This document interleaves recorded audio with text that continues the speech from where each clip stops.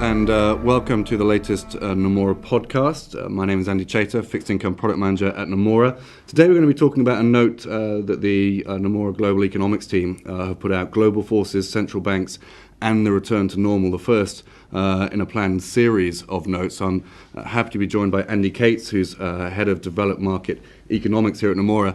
Andy, I just want to ask you a few questions about the note. Actually raised a few very interesting points. You look in the note at a range of reasons why inflation is currently low. Which of those would you ascribe the greatest weight to? Yeah, well, as you say, there are a number of factors that I think explain why inflation is as low as it is.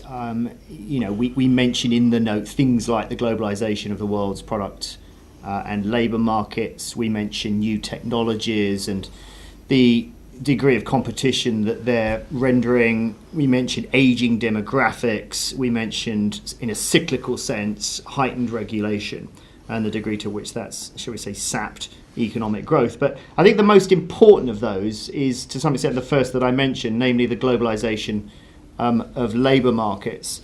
We did a bit of research on this, and what we found is that when you include not only the swelling of the world's labour force in recent years, but if we try and capture the growing access to that labour force, then unemployment rates right now globally are still actually quite high.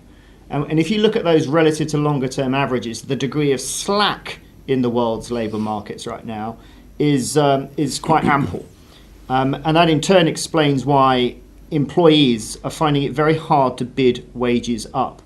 And historically, that degree of slack does a very good job, accordingly, of explaining why wage inflation and core inflation are still very subdued.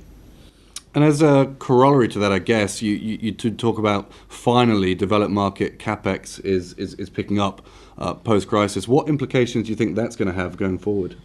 Well, I think the most important implication concerns productivity growth. Not only, of course, has inflation been very subdued, but productivity growth in the world's major economies has been very subdued at the same time. And this is causing central banks some very large headaches. Now the good news from a growth vantage point is that if capex is now picking up, and I think the data would suggest that it is, then that's naturally going to add to the existing stock of capital and almost by definition raise the level of labour productivity. In doing so, it will suppress unit wage cost inflation. It will further suppress core inflation. The I suppose good news, though, from an inflation vantage point, is at the same time this should raise aggregate demand. And if in raising aggregate demand you kind of exhaust the degree of spare capacity that is still in the world's labour markets, that should in time nevertheless push inflation a bit higher. And then you state that there is no, or at least limited, financial stability risk. Now, I hear a lot from investors' concerns. Equity markets are very high. We've had 5 years of looser financial or very loose financial conditions in the G4 markets.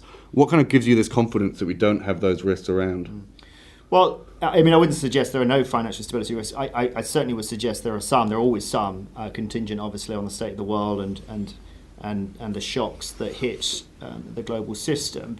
But nonetheless, if you look at the financial balances, the balance sheet ostensibly of the major sectors in each of the major economies, there are no glaring imbalances.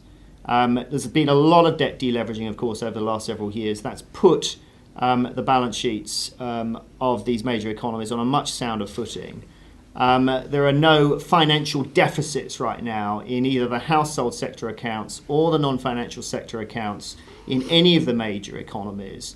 And typically you would need to see a deficit position in those economies before you would, at least at the big picture macro level, get concerned about broad financial stability risks, about economic instability that might stem from, shall we say, slightly faster than expected tightening from central banks. The other issue that obviously we look at here concerns the broad asset market implications of the findings. So I'm actually going to turn that round to you, Andy, and to ask what you think some of the findings that we've uncovered here mean for asset markets more generally. Sure. Yeah. I mean, looking at a broad level at the implications of what you've been talking about for the last few minutes, I think what we're talking about is a world where, unlike 2 years ago, there aren't any huge fears about a deflationary outlook for the markets, but we don't have the risk of or reduced risk of a large inflationary ramp that's going to get central banks tightening policy aggressively, and that is the Goldilocks, somewhat reminiscent of the 1990s environment that I would say the main implication of is it's pretty positive for risk assets in their various forms, but certainly. As this series of notes kind of progresses, we should be able to say a little bit more about some of the specific details for markets as we get more of the detail.